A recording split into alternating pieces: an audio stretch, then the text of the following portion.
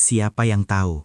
Saya, Arsyad Mahendra, anak seorang pegawai pelabuhan di Makassar, akhirnya berdiri di tengah angin dingin yang berhembus dari Laut Pasifik, membawa satu koper besar, dan satu mimpi yang lebih besar lagi. Saya datang ke negeri yang bahkan dulu hanya saya lihat di Google Maps. Datang bukan untuk liburan, tapi untuk bertahan. Untuk membuktikan bahwa anak Indonesia juga bisa berdiri sejajar. Dan tanpa saya sadari, di negeri inilah, hati saya akan menemukan ujian yang tak kalah berat dari tesis saya nanti. Semua itu dimulai dari sini. Your scholarship status depends on your academic performance this semester. Kalimat itu terucap dingin dari mulut Dr. Thompson di ruangannya. Saya duduk kaku. Tangan menggenggam map berisi hasil esai pertama saya yang penuh coretan merah. Tapi ternyata, semua itu berawal dari hari pertama saya menginjakkan kaki di kampus ini. Saya tiba di Auckland dengan jaket tipis yang ternyata tidak cukup menahan angin musim gugur. Langit kelabu, udara asin laut, dan aroma kopi dari kafe kecil dekat halte bus menjadi saksi langkah pertama saya sebagai mahasiswa Master Sustainable Development di negeri ini. Beasiswa ini bukan sekedar prestasi. Ini adalah harapan keluarga. Ibu Sari melepas saya di bandara dengan mata sembab. Ingat nak, kamu ke sana bukan cuma untuk kamu. Pak Rahman hanya berkata singkat. Jaga nama baik. Jangan menyerah. Kalimat itu seperti jangkar yang terus menahan saya agar tidak goyah. Hari orientasi terasa asing. Bahasa Inggris mereka cepat. Logatnya berbeda. Saya harus mencerna 2 kali lebih keras. Saat diskusi pertama di kelas, semua mahasiswa berbicara lantang, menyela pendapat dosen, berdebat dengan percaya diri. Saya hanya mencatat. Sampai sebuah suara lembut menyapa di samping saya. Are you from Indonesia? Saya menoleh. Seorang perempuan berambut coklat gelap, mata hazel hangat, mengenakan sweater hijau tua dan shawl krem. Senyumnya tidak berlebihan, tapi tulus. I'm Isla, katanya sambil mengulurkan tangan. Arsyad, jawab saya, sedikit gugup. Ia duduk di sebelah saya saat diskusi kelompok. Ketika saya kesulitan menjelaskan ide tentang pengelolaan limbah pesisir di Indonesia, ia tidak memotong. Ia menunggu.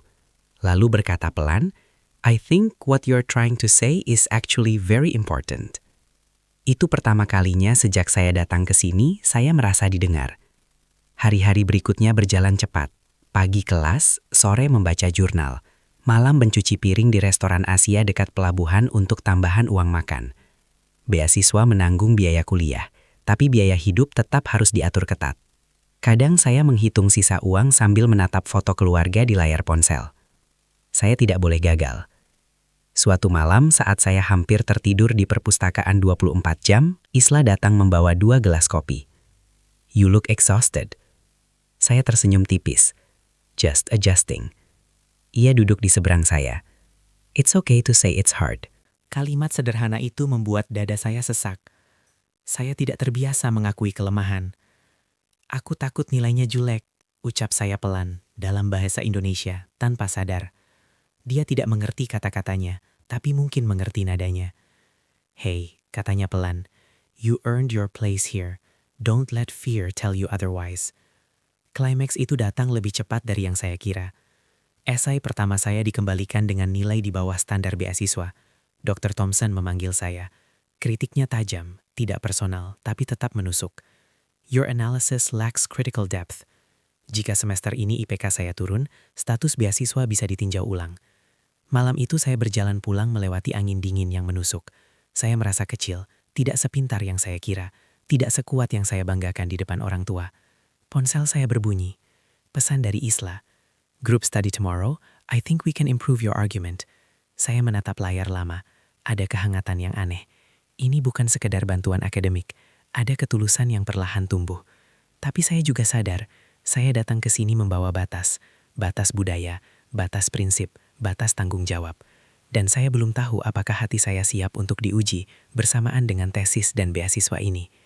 Keesokan paginya, saat saya membuka email sebelum berangkat kelas, ada satu notifikasi baru dari bagian administrasi beasiswa. Subjeknya membuat jantung saya berhenti sejenak. Academic Monitoring Notice. Dan di saat yang sama, pesan baru dari Isla masuk. "Arsyad, can we talk? There's something I need to tell you." Saya belum tahu mana yang lebih dulu mengguncang hidup saya. If your GPA falls below the required threshold, your scholarship will be placed under review. Kalimat di email itu seperti menggema di kepala saya berulang-ulang. Saya membaca academic monitoring notice itu sambil berdiri di depan jendela asrama. Hujan tipis membasahi kaca. Di luar, angin Auckland berputar kencang, seperti isi pikiran saya.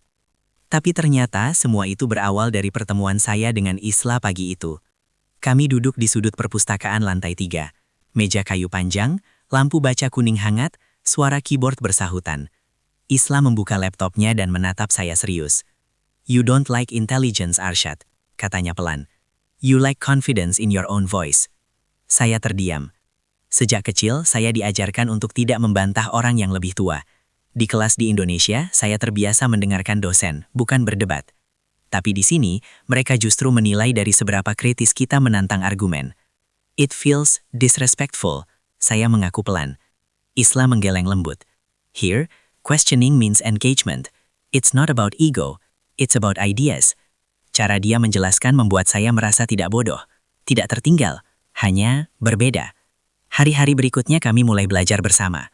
Dia membantu saya memahami struktur argumen akademik. Saya menjelaskan konteks Indonesia yang sering tidak dipahami mahasiswa lain. Kami saling mengisi. Suatu malam, setelah sesi belajar panjang, kami berjalan keluar kampus. Angin dingin menerpa wajah. Lampu jalan memantul di aspal basah. "Why did you choose to study so far from home?" tanyanya. Saya menarik napas panjang. Karena kalau saya tidak pergi, mungkin keluarga saya akan selamanya berada di tempat yang sama. Saya bercerita tentang ayah yang bekerja lembur di pelabuhan, tentang ibu yang menyisihkan uang dari warung kecilnya untuk membayar les bahasa Inggris saya dulu, tentang rasa takut gagal yang selalu menghantui. Isla mendengarkan tanpa menyela. "My dad lost his job when I was 16, katanya pelan. "University felt impossible. I worked 2 jobs before I got my scholarship." Untuk pertama kalinya saya melihat sisi rapuhnya. Ternyata dia juga berjuang. Momen itu terasa berbeda. Bukan sekadar teman diskusi. Ada rasa saling memahami yang tumbuh perlahan. Tapi tekanan akademik tidak berhenti. Presentasi kedua saya semakin dekat. Dr. Thompson terkenal tidak mudah puas. Jika nilai kali ini buruk, peringatan beasiswa bisa meningkat ke tahap evaluasi resmi. Malam sebelum presentasi, saya hampir menyerah. Slide terasa kurang kuat. Argumen masih terasa ragu. Isla datang ke asrama internasional dengan membawa catatan. "Let's rehearse," katanya tegas. Saya berdiri di depan papan tulis kecil ruang belajar. Tangan saya gemetar. "Start again," katanya setelah saya berhenti di tengah kalimat. Saya takut salah, ucap saya tanpa sadar dalam bahasa Indonesia. Dia menatap saya. "Then make mistakes here, not tomorrow." Kami berlatih hampir 2 jam. Dia mengajarkan saya cara menatap audiens, memberi jeda, dan mempertahankan argumen tanpa terdengar defensif. Keesokan harinya, ruang kelas terasa lebih dingin dari biasanya. Saya berdiri di depan, slide pertama muncul. Suara saya sempat bergetar, tapi saya ingat latihan semalam. Saya mulai berbicara, menjelaskan, bahkan untuk pertama kalinya menantang satu argumen jurnal yang dipakai profesor. Ruangan hening. Dr. Thompson menatap saya lama. Presentasi selesai, saya duduk dengan jantung berdetak kencang. Setelah kelas bubar, beliau mendekati saya. "Better," katanya singkat. "Much better." Hanya satu kata tambahan, tapi cukup membuat dada saya terasa ringan. Di luar gedung, Isla menunggu dengan senyum kecil. "You did it." Saya tertawa kecil lega, "Because of you." Dia menggeleng. "No, because you allowed yourself to." Ada keheningan di antara kami. Angin bertiup pelan. Untuk sesaat, saya hampir mengatakan sesuatu yang lebih dari sekedar terima kasih. Tapi ponsel saya bergetar. Email baru. Dari pihak beasiswa. Subjeknya berbeda kali ini. Formal review meeting scheduled. Isi email itu singkat. Saya diminta hadir minggu depan untuk evaluasi performa akademik. Artinya, satu presentasi bagus belum cukup. Saya menatap Isla. Senyum saya perlahan memudar. "Something wrong?" tanyanya. Saya menunjukkan layar ponsel. Dia membaca cepat lalu menatap saya lagi. kali ini bukan dengan panik. Tapi dengan ketegasan yang sama, seperti saat dia memaksa saya latihan. We'll prepare. Kata we itu terasa hangat. Tapi jauh di dalam hati saya, muncul pertanyaan lain yang lebih sunyi. Jika beasiswa ini benar-benar dicabut, apakah saya harus pulang? Dan jika saya pulang, apa yang akan terjadi dengan perasaan yang baru mulai tumbuh ini? Minggu depan bukan hanya soal IPK. Minggu depan bisa menentukan apakah saya masih akan berdiri di negeri ini. Alarm pagi berbunyi, tapi saya tak langsung bangun. Kepala terasa berat, mata menatap plafon asrama yang dingin. Email formal review meeting scheduled masih menghantui. Minggu ini akan menjadi penentu beasiswa saya. Tapi ternyata, semua itu berawal dari pertemuan kecil di kantin kampus beberapa hari sebelumnya. Saya sedang makan sandwich dan mencoba memahami laporan statistik proyek pesisir saya, ketika Isla duduk di seberang dengan membawa secangkir kopi hangat. "Look stressful," katanya sambil menatap layar laptop saya. "Ya, they want me to explain my methodology next week," jawab saya pelan. Suara saya hampir tenggelam di antara hiruk-pikuk mahasiswa lain. Dia tersenyum, lembut. "Then, let's practice together." Hari-hari berikutnya, kami menghabiskan waktu di library, kadang hingga larut malam. Saya menjelaskan konteks Indonesia, isu pengelolaan limbah, dan dampak ekonomi lokal yang sering tidak dimengerti mahasiswa lain. Islam mendengarkan, memberi pertanyaan kritis, dan membantu saya menyusun argumen yang lebih kuat. Malam itu, saat kami duduk di luar library, angin musim gugur menyapu daun-daun di jalan setapak, saya merasa lega bisa bercerita tentang ketakutan saya. Takut gagal, takut mengecewakan orang tua, takut kehilangan beasiswa. Islam menatap saya. Mata hazelnya hangat. "Arsyad, it's okay to be scared, but don't let it stop you." Tapi tekanan akademik semakin nyata. Supervisor, Dr. Thompson, memberi masukan keras. Your data analysis is superficial. Rework it or risk your scholarship. Saya menatap layar komputer. Malam itu saya menangis diam-diam, merasa kecil. Tapi tiba-tiba ada notifikasi pesan. "Isla, come downstairs. I made hot chocolate. We'll figure this out." Kami duduk di lounge asrama, meminum coklat panas sambil meninjau ulang slide presentasi. Ia menempatkan tangan di atas buku catatan saya sejenak, memberi keberanian. Saya sadar, bukan hanya ilmu yang ia bantu, tapi juga hati saya yang mulai percaya. Hari presentasi tiba.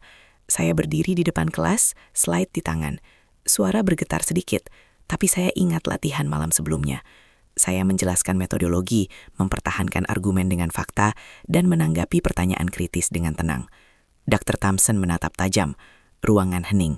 Saat saya selesai, beliau hanya berkata, "Significant improvement." Hanya 2 kata, tapi rasanya seperti kemenangan besar. Di luar, Isla menunggu. "See, I told you." Saya tersenyum lelah. "We did it." Namun kebahagiaan itu hanya sesaat. Ponsel saya bergetar, email baru masuk. Follow up, Scholarship Evaluation Panel Meeting. Sekali lagi, pertarungan belum selesai. Dan kali ini, saya sadar, perjuangan ini bukan hanya tentang angka atau presentasi.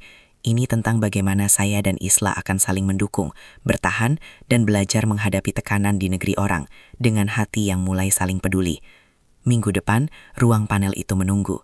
Dan dengan Isla di sisi saya merasa sedikit lebih berani. Ruang evaluasi terasa lebih dingin dari angin musim gugur di luar.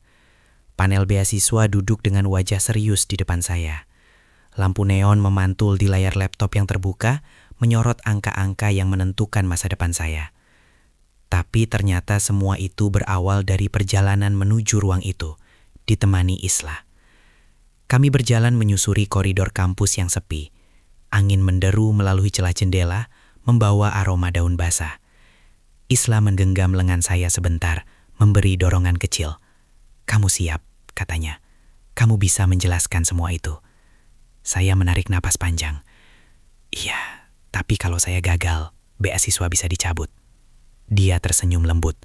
"Then we'll fight together, bukan sendirian." Di ruang panel, Dr. Thompson dan 2 anggota panel lainnya menatap saya. Presentasi saya tentang pengelolaan limbah pesisir dimulai. Tangan gemetar, suara hampir bergetar, tapi saya mengingat semua sesi latihan malam sebelumnya. "Your methodology is interesting," kata salah satu anggota panel. "But how do you address the data gaps?" Saya menatap Isla sebentar, mencari keberanian.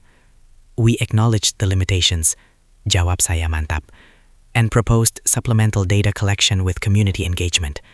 Panel tersenyum tipis.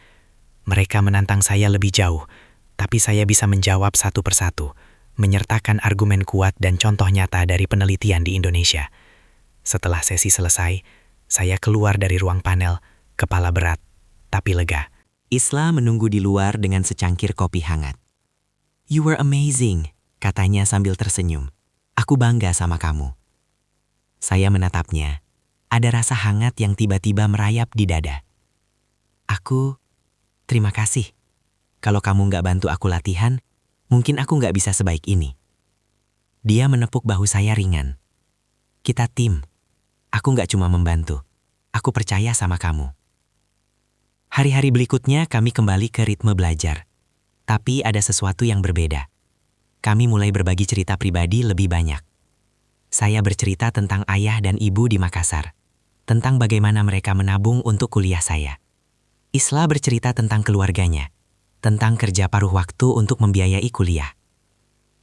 Untuk pertama kalinya, saya merasa bahwa perjuangan akademik dan perasaan pribadi bisa berjalan bersamaan. Namun tekanan masih ada. Tugas riset menumpuk, jadwal kelas padat, dan part-time di kafe tetap harus dijalani. Suatu malam, setelah shift panjang, saya duduk di bangku luar kampus, menatap langit malam. Isla datang membawa jaket hangat. "Kamu dingin," katanya sambil menyelimuti saya. "Dan jangan lupa, kamu gak sendiri."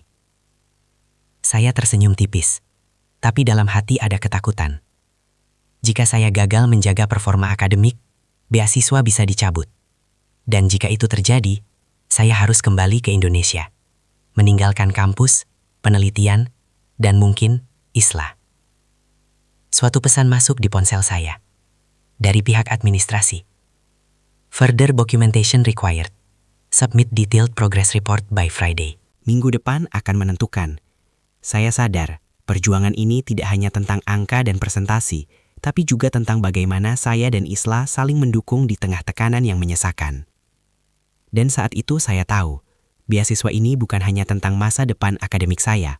Ini adalah ujian hati, keberanian, dan rasa saling percaya antara dua orang dari dunia berbeda. Hujan turun deras malam itu, menimpa atap asrama. Saya duduk di meja belajar, menatap layar laptop yang menampilkan draft progress report untuk pihak beasiswa. Tangan pegal, mata lelah. Pikiran saya tidak fokus, lebih sering tertuju pada pesan terakhir dari Isla.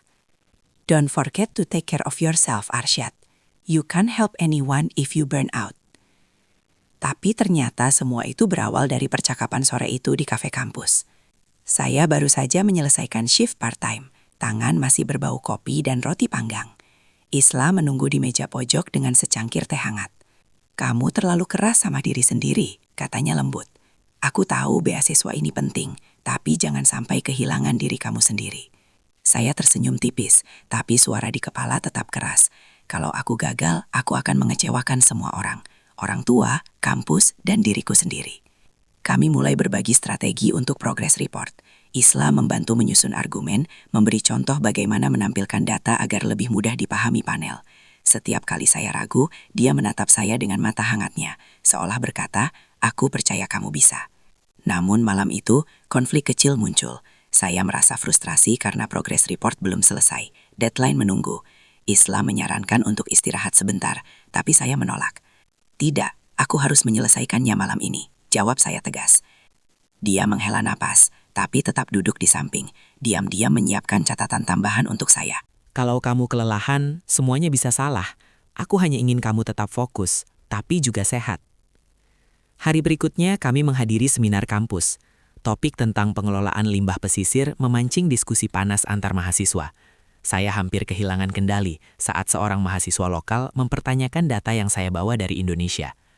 Isla menepuk pundak saya pelan. "Tarik napas, jelaskan dengan tenang." Saya mengikuti sarannya. Suara mulai stabil. Argumen saya diterima sebagian panel.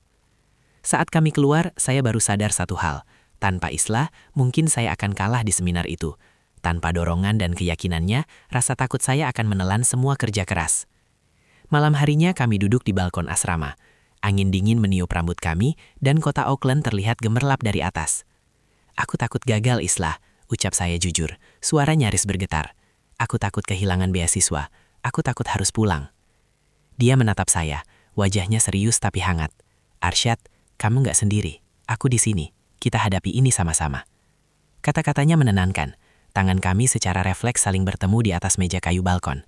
Tidak ada yang mengatakan lebih, tapi keheningan itu terasa penuh arti. Beberapa hari kemudian, email baru masuk dari pihak beasiswa. Request for additional documentation and explanation of methodology. Tugas bertambah, deadline semakin dekat. Saya merasa tekanan meningkat. Tapi kini ada sesuatu yang berbeda. Ada seseorang di sisi saya yang benar-benar percaya pada kemampuan saya, bahkan ketika saya sendiri ragu. Dan untuk pertama kalinya sejak datang ke Selandia Baru, saya menyadari perjuangan akademik dan hati tidak harus dijalani sendiri. Dengan Islah, saya merasa sedikit lebih kuat menghadapi minggu-minggu yang menentukan ini. Tapi saya tahu, tantangan sesungguhnya belum datang. Minggu depan, progress report harus dikirim, dan panel akan menilai secara detail. Jika gagal, mungkin bukan hanya beasiswa yang dipertaruhkan, tapi juga hubungan yang mulai tumbuh ini. Malam itu, hujan deras memukul jendela asrama. Saya duduk di meja belajar, menatap layar laptop. Progress report yang diminta panel beasiswa sudah hampir selesai. Tapi rasanya masih ada yang kurang. Angka, argumen, data, semuanya harus sempurna. Sekecil kesalahan bisa berarti beasiswa dicabut. Tapi ternyata semua itu berawal dari pertemuan sore itu di laboratorium. Islah sudah menunggu di bangku pojok, laptop terbuka. Kamu terlalu menekan diri sendiri, Arsyad. Kalau kamu terus begini, kamu gak akan tidur semalaman. Katanya lembut. Saya menghela nafas panjang. Aku takut gagal. Ini menentukan masa depan aku, Islah. Dia menatap saya, mata hazelnya hangat tapi penuh ketegasan. Aku tahu, tapi kamu gak sendiri. Kita selesaikan ini bersama-sama. Aku bantu kamu. Kami mulai meninjau laporan baris demi baris. Islah membantu menyusun kalimat agar lebih jelas. Menambahkan contoh konkret dari kasus internasional yang relevan. Setiap kali saya buntu, dia menepuk bahu saya pelan, memberi dorongan. Kamu bisa, Arsyad. Percaya sama dirimu. Hari-hari berikutnya menjadi kombinasi antara kelas, laboratorium, dan sesi belajar intens dengan Islah. Kadang kami hanya duduk di kafe kampus, minum kopi, dan membahas metode penelitian sambil bercanda ringan. Kehadiran Islah membuat beban terasa lebih ringan. Namun, tekanan akademik semakin nyata. Dr. Thompson memanggil saya untuk konsultasi tambahan. Arsyad, I need your methodology section rewritten. Focus on clarity and justification. Kata-kata itu membuat jantung saya berdebar. Deadline semakin dekat. Saya pulang ke asrama larut malam. Lelah tapi tidak bisa tidur. Di balkon asrama, saya duduk memikirkan keluarga di Indonesia. Ibu Sari, ayah, semua berharap saya sukses. Saya menatap layar laptop, merasa sendirian. Tiba-tiba, Islah muncul dengan 2 cangkir coklat panas. Kamu harus istirahat sebentar, katanya sambil menyerahkan 1 cangkir. Saya tersenyum tipis. Terima kasih. Dia duduk di samping. Tangan kami hampir bersentuhan saat menata dokumen. Ada rasa hangat yang perlahan tumbuh. Saya menyadari bahwa perjuangan ini bukan hanya tentang akademik, tapi juga tentang hati yang saling mendukung.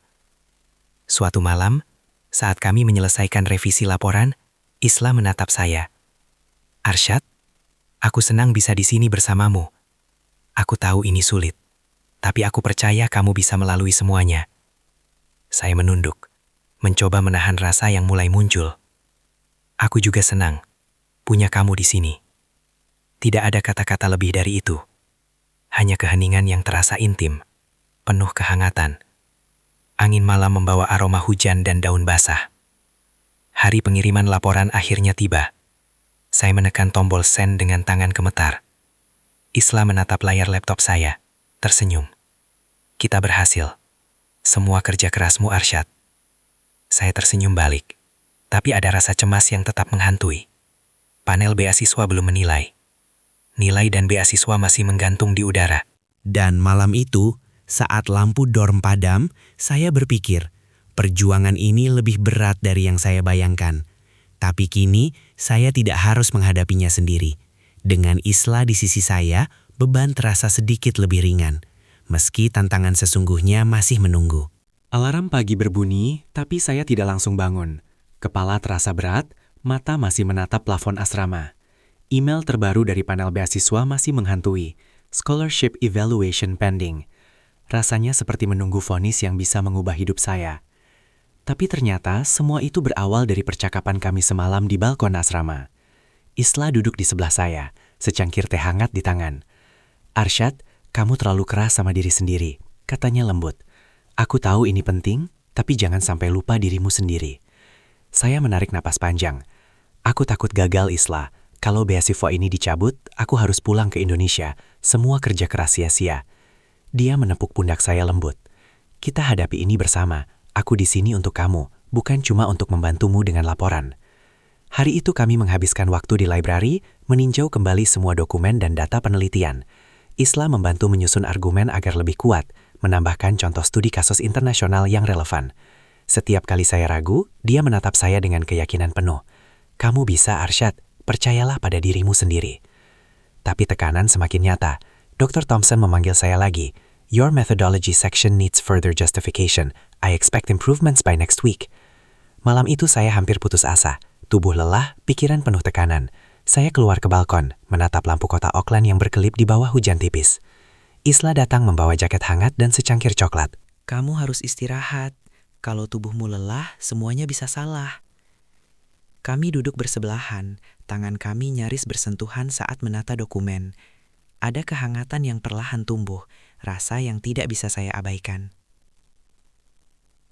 Hari-hari berikutnya menjadi kombinasi antara kelas, laboratorium, dan sesi belajar intens. Kami saling mendukung, dia memberi pertanyaan kritis, saya menjelaskan konteks Indonesia yang sering tidak dipahami mahasiswa lain. Setiap kemajuan kecil terasa sebagai kemenangan bersama. Suatu sore, setelah sesi panjang di lab, Isla menatap saya. "Arsyad, aku senang bisa berada di sini bersamamu. Aku tahu ini sulit, tapi aku percaya kamu bisa melewatinya." Saya menunduk, mencoba menahan rasa yang mulai tumbuh lebih dalam. "Aku juga senang punya kamu di sini," jawab saya pelan. Namun bahagia itu harus ditekan sementara. Email baru masuk. Additional documentation required. Submission by Friday. Deadline semakin dekat. Beasiswa masih menggantung. Dan saya sadar, perjuangan ini bukan hanya soal akademik. Ini soal bagaimana saya bisa tetap fokus, menjaga hati, dan tidak kehilangan diri saya sendiri di tengah tekanan. Malam itu, di balkon asrama, saya menatap langit hujan, tangan menggenggam cangkir coklat yang diberikan Isla.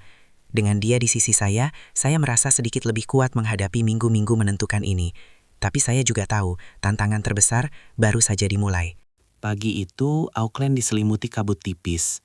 Saya berdiri di depan jendela asrama, menatap kota yang berkilau basah setelah hujan malam. Hati berdebar, tangan menggenggam ponsel. Hari ini adalah hari terakhir untuk mengirim semua dokumen tambahan yang diminta panel beasiswa. Tapi ternyata, semua itu berawal dari pesan Isla semalam. "Arsyad, jangan lupa makan pagi. Kamu butuh tenaga untuk menghadapi hari ini." Saya tersenyum tipis, menyadari betapa kecil perhatian itu bisa memberi ketenangan. Di library, kami duduk bersebelahan, laptop terbuka, catatan berserakan di meja. Isla menatap saya serius. "Kamu sudah yakin semua dokumen lengkap? Data, analisis, justifikasi metode?"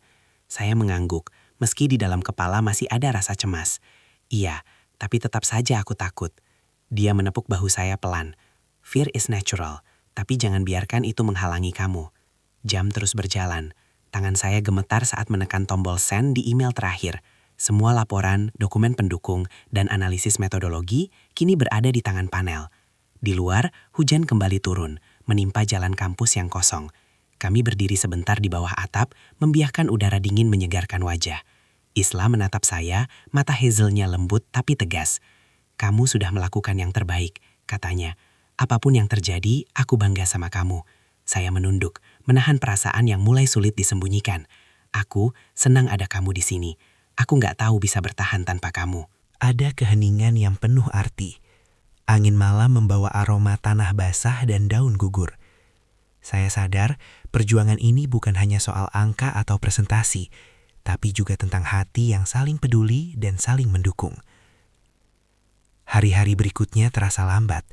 Setiap notifikasi email membuat jantung saya berdebar. Panel akhirnya memberi kabar. Preliminary evaluation completed. Final decision pending. Kata-kata itu menimbulkan harapan sekaligus ketakutan. Saya berjalan ke balkon asrama, menatap langit abu-abu. Isla datang, membawa secangkir teh hangat. Kami duduk bersebelahan, saling menatap tanpa kata. Kehangatan itu cukup untuk menenangkan gelombang rasa cemas yang bergulung. Malam itu, kami berjalan di sepanjang jalan kampus yang basah. Lampu kota memantul di aspal. Hujan berhenti, tapi udara masih dingin. "Kamu tahu," kata Isla pelan, "aku gak pernah melihat seseorang bekerja sekeras kamu. Aku percaya beasiswa ini akan tetap milikmu." Saya menatapnya. Kalau aku gagal, aku takut semuanya akan hilang. Termasuk ini. Dia tersenyum tipis. "Dan jangan pikirkan itu. Fokus sekarang. Kita sudah melalui banyak hal bersama kan?" Dalam keheningan itu, saya merasakan sesuatu yang lebih dari sekadar persahabatan. Ada ketulusan, ada perhatian, ada dorongan yang membuat saya merasa kuat. Dan untuk pertama kalinya, saya merasakan bahwa cinta dan perjuangan bisa berjalan bersamaan, saling menguatkan. Tapi di balik rasa hangat itu, satu hal masih menggantung. Keputusan panel beasiswa. Apakah semua kerja keras ini cukup untuk tetap berada di negeri ini? Apakah saya bisa terus berdiri di sisi Isla, mengejar mimpi dan menjaga hati? Jawaban itu belum datang. Dan sementara kami berdiri di jalan basah itu, hanya ada janji diam. Kita akan bertahan bersama. Pagi itu, matahari nyaris tak terlihat di balik kabut Auckland. Saya duduk di meja asrama, menatap layar laptop, menunggu email final dari panel beasiswa. Jantung berdebar seperti sedang lomba lari. Semua kerja keras, semua malam tanpa tidur, semua perjuangan berada di ujung tanduk. Tapi ternyata semua itu berawal dari pagi sebelumnya, saat saya dan Isla berjalan menuju lab kampus. "Arsyad, kamu tegang sekali," katanya lembut sambil menatap wajah saya yang kusut. "Aku tahu ini berat, tapi jangan lupa, kamu sudah melewati semua ini dengan baik." Saya menarik napas panjang. Aku takut, kalau beasiswa dicabut, aku harus pulang. Dan aku takut kehilangan kamu juga. Isla menatap saya dengan mata hazelnya yang hangat. "Jangan khawatir soal aku. Aku di sini bukan karena beasiswa. Aku di sini karena kamu. Kita hadapi semuanya bersama." Hari itu, kami kembali meninjau revisi terakhir laporan riset. Setiap baris, setiap angka, setiap argumen diperiksa berkali-kali. Isla memberi pertanyaan kritis, tapi selalu dengan cara yang membuat saya tetap tenang. Beberapa jam kemudian, email yang ditunggu-tunggu akhirnya masuk. Final Scholarship Decision. Jantung saya hampir berhenti. Tangan gemetar saat membuka email. Tapi sebelum saya membaca, Isla menepuk pundak saya. "Apapun yang terjadi, kita tetap bisa bangga sama perjuanganmu." Saya menatapnya, mata mulai berkaca. Aku nggak bisa melakukannya tanpa kamu. Akhirnya, dengan napas tertahan, saya membaca isi email. "Congratulations, Arsyad Mahendra. Your scholarship has been approved for the next academic year. Panel commends your resilience and academic progress." Saya menoleh ke Isla. Senyum di wajahnya seperti matahari di tengah kabut pagi. "Kamu berhasil, Arsyad. Aku bangga sama kamu." Saya meraih tangannya, menggenggamnya erat. Kita berhasil karena kita bersama.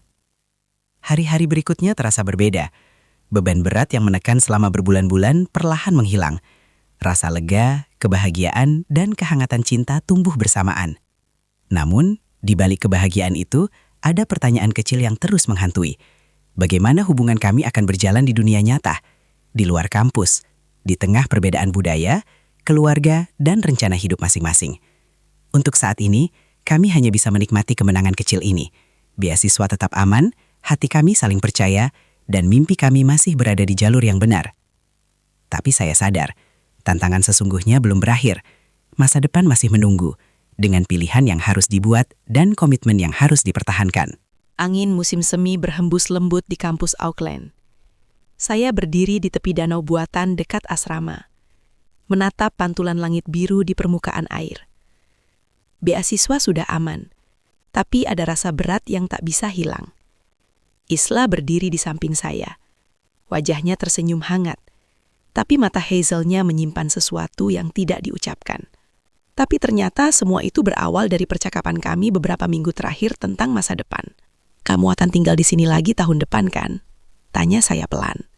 Isla mengangguk, tapi nadanya lirih. "Iya, tapi aku mungkin harus pindah ke Wellington untuk program lanjutan. Beasiswaku beda jalurnya."